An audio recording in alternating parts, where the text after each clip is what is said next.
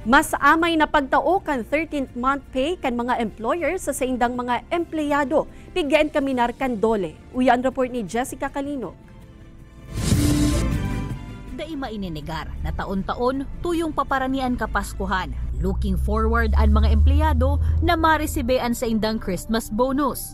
Apuera pa dyan ang piga-antisiparan na 13th month pay o katampad kan dai mababa sa sarong bulan na sweldo kan rank and file employees. Sa ipigluwas na Labor Advisory No. 25 kan Department of Labor and Employment, pigpapagirumduman kaini ang mga employer sa pribadong sektor na dapat maitao ang 13th month pay sa mga empleyado antes ang Disyembre 24.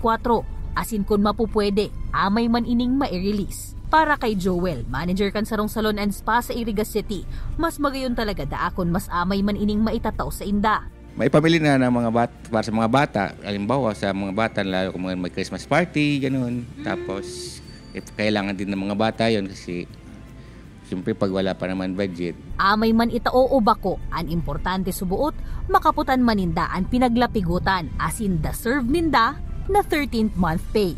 Day sa nananggad malingawan, ninhulitaan mga bayadan, asin pangangaipuhan, mayo man, nin katapusan.